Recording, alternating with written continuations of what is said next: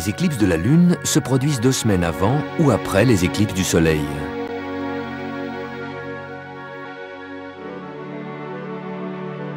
Après avoir éclipsé le Soleil, la Lune tourne autour de la Terre. 2 semaines plus tard, elle s'approche de l'ombre de la Terre et la traverse. L'ombre de la Terre se projette sur la pleine Lune et la transforme en croissant. Dans l'Antiquité, au cours d'une éclipse, Aristote remarqua la courbe que forme la zone d'ombre sur la Lune. C'était la preuve qu'il cherchait. Seul un énorme objet rond pouvait projeter sur la Lune une ombre ronde.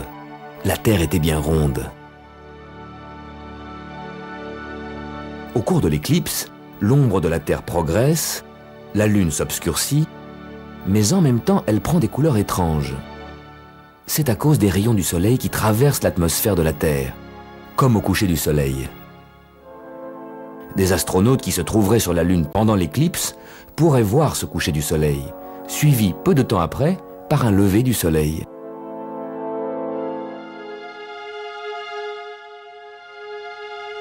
La prochaine pleine Lune ne traversera pas l'ombre de la Terre.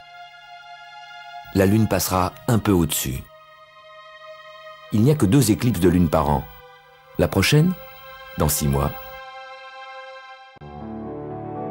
Le 20 mars, c'était le début du printemps. Parfois, le printemps commence le 21 mars, et non pas le 20. Pourquoi ce retard? Le 20 mars à midi, la Terre est arrivée au point printemps. Mais comme sa rotation journalière n'est pas synchronisée avec son grand périple annuel, voilà ce qui se passera 1 an plus tard. Le 20 mars à midi, la Terre ne sera pas encore arrivée au point printemps. Il lui manquera 6 heures. La Terre arrivera au point printemps à 18 heures. Le printemps ne commencera officiellement que le soir à 18 heures.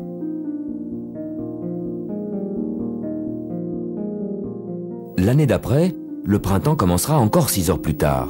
Ce sera à minuit, entre le 20 et le 21 mars. Et la 3e année, le printemps commencera encore 6 heures plus tard. Ça y est, cette fois on est passé au matin du 21 mars. Si on continuait comme ça, le début du printemps se décalerait de plus en plus. C'est l'année bissextile qui nous sauve. On ajoute le fameux 29 février. En ajoutant un jour à l'hiver, on évite que la Terre empiète d'1 jour sur le printemps. Tous les 4 ans, l'année qui précède l'année bissextile, le printemps commence le 21 mars, les autres années, c'est le 20 mars. C'est le début du printemps. Bientôt ce sera Pâques. Mais chaque année, la date de Pâques est différente. La tradition chrétienne a posé 3 conditions.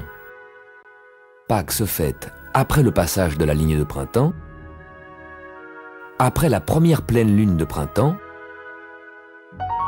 toujours le dimanche. Ce sont les caprices du couple Terre-Lune qui déterminent la date de Pâques. D'ailleurs, les voici qui s'approchent de la ligne de printemps. La Terre passe la ligne, première condition. Mais la Lune n'est pas encore tout à fait pleine.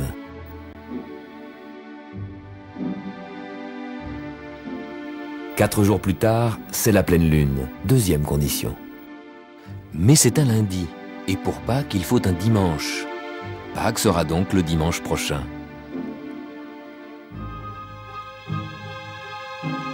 Une autre année, quand le couple Terre-Lune traverse la ligne de printemps, la Lune n'est que demi-lune. Cette position va donner une Pâques assez tardive.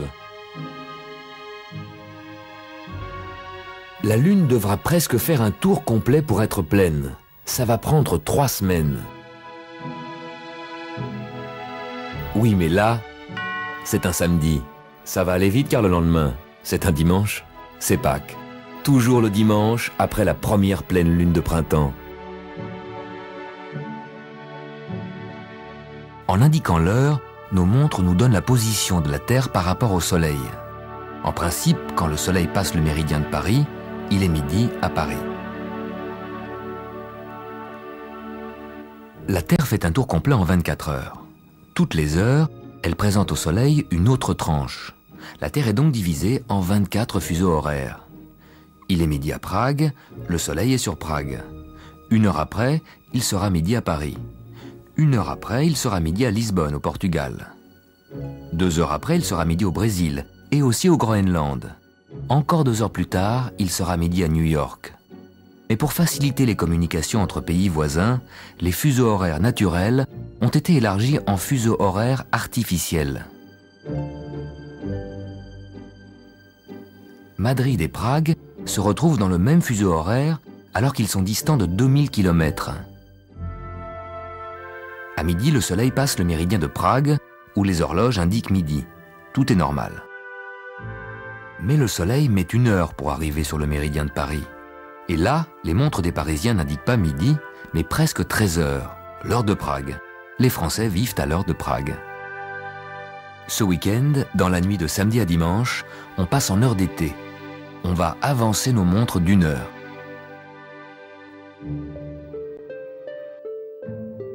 Le soleil se lèvera 1 heure plus tard. La Terre est divisée en 24 fuseaux horaires. En passant à l'heure d'été, nous nous glissons en quelque sorte dans le fuseau horaire de nos voisins à l'Est. Dans une grande partie de l'Europe, nous sommes déjà décalés d'1 heure, avant même de passer à l'heure d'été. Car pour faciliter les communications, on a remplacé l'heure locale réelle, qui correspond à la position du soleil, par une zone d'heure légale qui correspond à l'heure locale de Prague. À Madrid, Paris et Varsovie, les montres indiquent la même heure, alors que ces 3 villes sont situées dans 3 fuseaux horaires différents.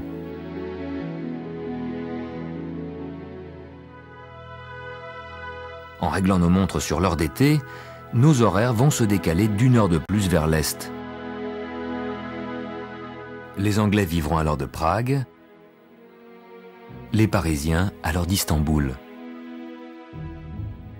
Le soleil passera le méridien d'Istanbul à midi pile, et quand le soleil arrivera sur Paris, il sera 14 heures, l'heure d'Istanbul.